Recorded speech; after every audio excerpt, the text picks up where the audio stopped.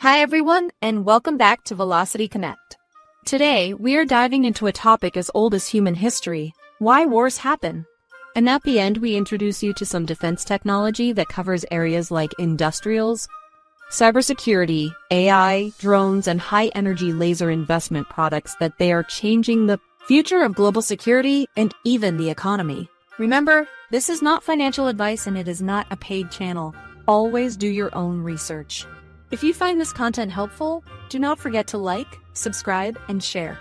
And let us keep learning together. Sun Tzu, the ancient Chinese military strategist, once said, if you understand both yourself and your opponent, you'll win most battles. If you only understand yourself, you'll win some and lose some, but if you understand neither, you'll lose every time.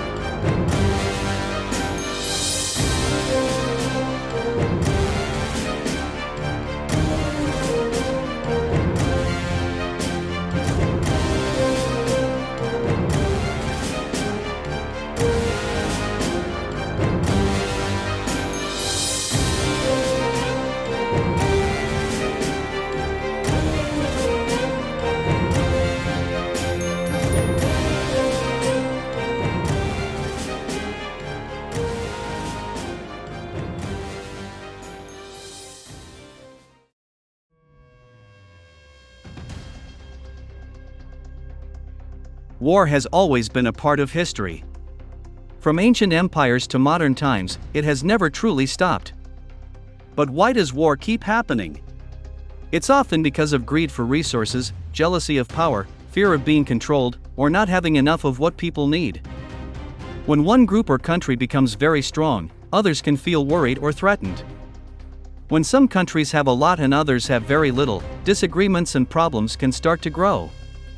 Simply put, war happens because people and their systems aren't perfect.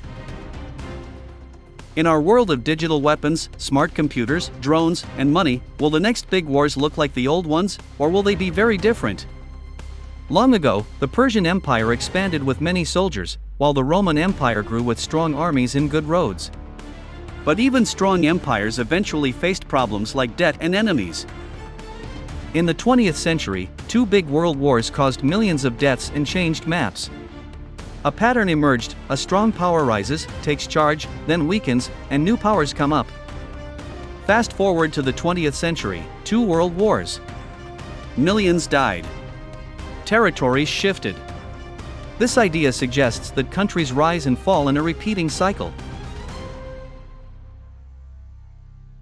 But here's something new: today's battles aren't always in trenches with tanks.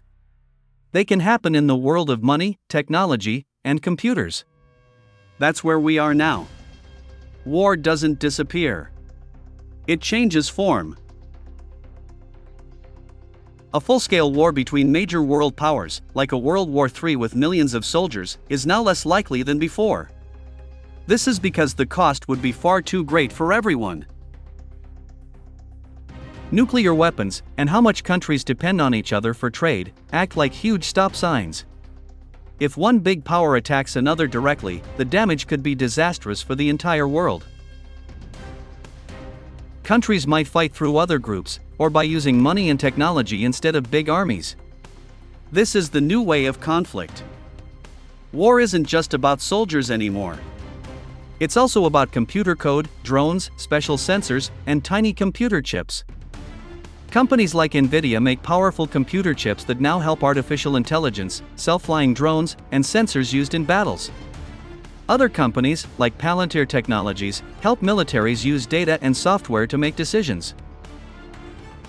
These companies are important because winning future conflicts might depend on who has the best software and computer chips, not just the most tanks. When a drone flies and targets things using AI, and when satellites map battlefields and send information instantly, the country with better technology has a big advantage. So, why do nations go to war? It's still because of greed, not having enough, fear, and jealousy. These forces are timeless and global. They're also deeply psychological. They drive decision makers, publics, armies. When one nation sees another investing heavily in computer chips, software, and satellites, it might fear falling behind. It might then act, not with tanks, but with rules about what can be bought and sold, cyber attacks, or stopping money flow to that country. This is war in a new form. Money itself becomes a weapon. If you control the main money used worldwide, you can stop others from trading or influence how they do business. If you break into another nation's defense computer system, you can stop them from fighting. If you stop them from getting chips, you can stop them from making drones. This is what financial and proxy wars mean. It's still war, just in a different outfit. Russia, with its energy resources, military strength, and influence in its region, remains an important challenge to the current world order. China is growing very quickly, with a strong economy, a big military, and building projects around the world. It wants to have its own important place in the world, alongside older powers like America. China might not launch a full-scale tank invasion of the US because it's too risky. Instead, it might engage in trade wars over raw materials. China is actively stockpiling gold, seek dominance in technology, or create tensions at sea. Russia might join in as a partner, supporting other conflicts, engaging in cyber warfare, and using its energy resources to gain leverage. This is the direction we are heading. We are likely to see persistent conflicts, indirect battles, and technological competition, rather than total world wars.